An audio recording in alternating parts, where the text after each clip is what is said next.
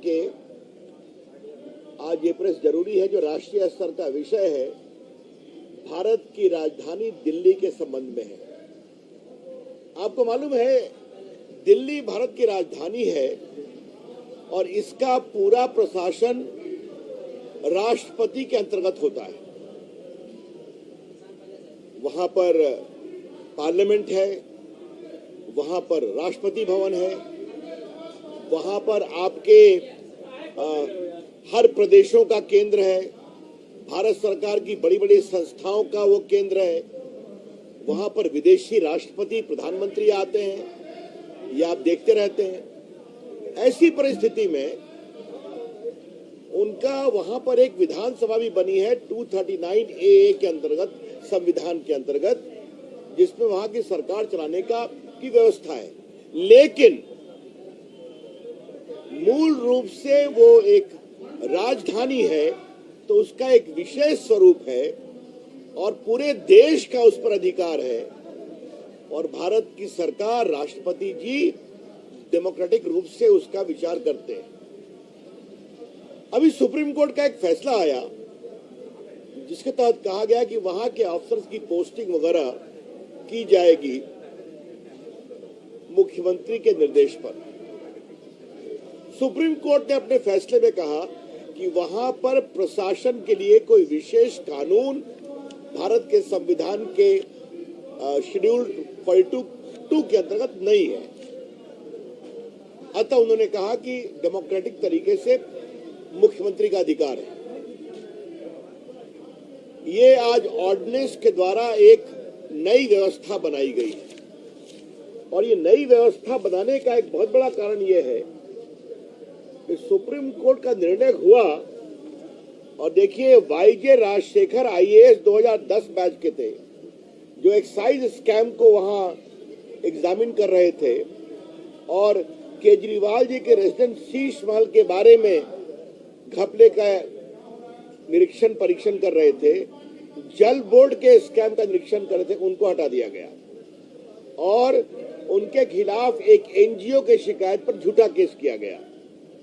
आशीष मोर जो IAS 2005 batch के थे, सेक्रेटरी सर्विसेज, उनको समन किया गया और सौरभ भारद्वाज मंत्री उनको इंटिमिडेट किया कि आप एक साइन करिए जो मैं डिक्टेट कर रहा हूं।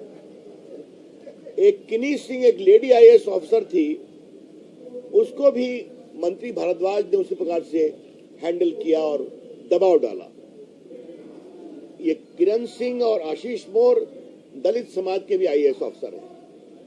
सुरवीर सिंह एक IAS 2005 बैच के हैं, वो सेक्रेटरी पावर हैं।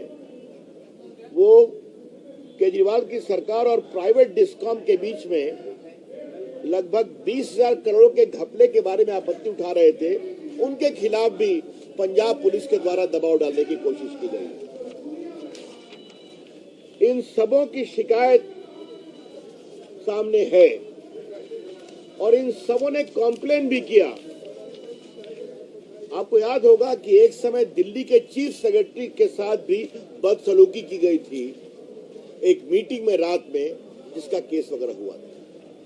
तो आज दिल्ली भारत की राजधानी है।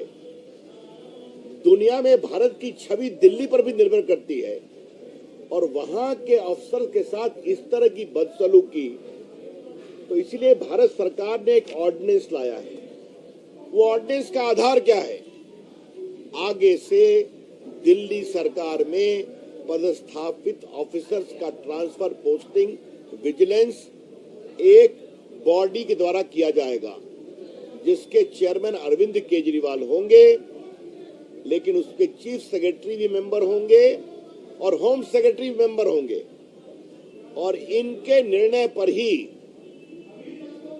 लेफ्टिनेंट गवर्नर फैसला करेंगे, दिल्ली के जो लेफ्टिनेंट गवर्नर है, और वो फैसला बहुमत के आधार पर होगा। तो दिल्ली में काम करने वाले अफसरों के निर्णय के बारे में एक पारदर्शी और उत्तरदायी प्रक्रिया के लिए ये ऑर्डिनेंस लाया गया है। This ordinance is designed to ensure greater accountability, transparency and dedication for upright officers और जो केजरीवाल सरकार का रिकॉर्ड रहा है मैंने आपको बता दिया। कई कॉम्प्लेन आए हैं मेरे पास, वो रिकॉर्ड पर भी है। तो इसलिए मुझे लगा कि ये बहुत महत्वपूर्ण राष्ट्रीय विषय है कि दिल्ली भारत की राजधानी है, दिल्ली भारत का दिल है, दिल्ली भारत की नाक है, दिल्ली भारत की छवि है और दिल्ली के ऊपर पूरे देश का अधिकार है। इसलिए जिस तरह से केजरीवाल की सरकार कर रही थी, इसके माध्यम से एक डेडिकेटेड प्रक्रिया संशोधन करके लाई गई है और ये बहुत स्वागत योग्य है, जनहित में है और दिल्ली के भी हित में है और भारत के भी हित में है। तो मुझे आपको बताना था, ये बहुत ही महत्वपूर्ण विषय था, तो मुझे लगा कि ये विषय आपके सामने रख दें। अब आपके इस बारे में कोई सवाल हो तो मैं सवाल करने का। कितने अधिकारियों ने अब तक कंप्लेंट किया था इस सरकार के खिलाफ? कितने अधिकारियों ने कंप्लेंट किया? निर्णय सुप्रीम कोर्ट का आया और 3-4 दिन में तो मैंने पढ़ दिया 4-5 IAS ऑफिसर कि मंत्री क्या दबाव दे रहे हैं, हम तुम्हें देख लेंगे। उन शब्दों का मैं प्रयोग नहीं कर रहा हूं। किसी के खिलाफ NGO हैरेसमेंट की शिकायत कर रहा है और प्लस भारत सरकार ने निर्णय किया है, एक ऑर्डिनेंस लाया है, भारत के संविधान के धारा 239AA 239 के अंतर्गत भारत को अधिकार है कि संसद ये कानून बना सकती है और इमरजेंसी मैंने बताया जिसके कारण ऑर्डिनेंस आया है। देखिए, इस पर रिजर्व बैंक ऑफ इंडिया का फैसला है और रिजर्व बैंक ऑफ इंडिया ने इस दिशा में बहुत ही विस्तृत नोट इश्यू किया है, जिसको आपने देखा होगा। क्या कहा है उन्होंने कि हमने 2016 में लाया था, अब लगभग 6 साल हो गया, तो अब इन नोटों का प्रचलन बहुत कम हुआ है। जो पहले लगभग 30% था, ये घटकर 3-4% हो गया है। तो 2000 के नोट का प्रचलन बहुत कम हुआ है और बाकी नोट बाजार में उपलब्ध हैं, इसलिए इन नोटों को सितंबर के बाद से समाप्त किया जाएगा और तब तक आप बदल सकते हैं। और रिजर्व बैंक ऑफ इंडिया ने अपने नोटिफिकेशन में ये भी कहा है कि ऐसा हम करते रहते हैं। हमारे अनुभवी पत्रकार के पटना के पत्रकारों को ज्ञात होगा कि 2013-14 में भी उन्होंने काफी पुराने नोट को इस तरह नोटिफाई किया। तो ये RBI की प्रक्रिया है जो उन्होंने किया है। मैं कांग्रेस के मित्रों को एक ही बात कहूंगा, मनमोहन सिंह की सरकार के समय ऐसा हुआ था कि नहीं हुआ था? ये नोटबंदी नहीं है, ये है नोट को सर्कुलेशन से बाहर करना। जो रिजर्व बैंक ऑफ इंडिया एक इंडिपेंडेंट ऑटोनोमस बॉडी है, अपने कानूनी अधिकारों का प्रयोग करके करती है। तो उन्होंने क्या, मैंने बता दिया कि अब ये 2000 का नोट चूंकि काफी यूज में कम आता है और आप लोग भी अपने अनुभव से जानते होंगे, आजकल 2000 का नोट तो बाजार में बहुत ही कम आता है। 500 रुपए के नोट चलते हैं, 100 रुपए के चलते हैं। हाँ, अगर कुछ लोग इसके माध्यम से मनी लॉन्ड्रिंग की बात कर रहे हैं, बाकी कर रहे हैं।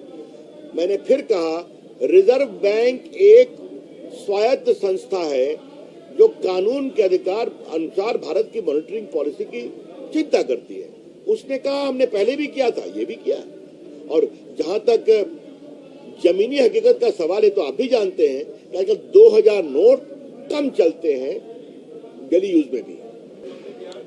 शपथ ग्रहण में जाने पर कहाँ आपत्ति है, लेकिन उसी में आपने देख लिया वहां नवीन पटनायक जी नहीं है, वहां BRS या TRS के लोग नहीं हैं, वहां पर ममता जी खुद नहीं जा रही हैं। तो विपक्षी एकता क्या है क्या नहीं है?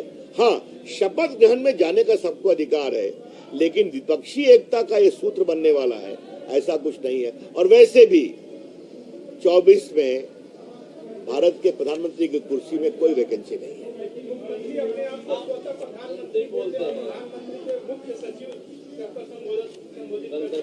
मैंने बार बार कहा, दिन में सपना देखने पर कहाँ पाबंदी है भाई, वो तो घूम रहे हैं, देखें। लेकिन ये देश एक स्थायी सरकार चाहता है, ये देश एक मजबूत सरकार चाहता है, ये देश एक भारत की सुरक्षा के लिए समर्पित सरकार चाहता है और ये नरेंद्र मोदी की सरकार ही दे सकती है, जिसने भारत की अर्थव्यवस्था को दुनिया की 5वीं अर्थव्यवस्था पहुंचा दिया। और भारत का सम्मान दुनिया में क्या बढ़ा है, ये आप देख रहे हैं मोदी जी की विदेश यात्रा में। धन्यवाद।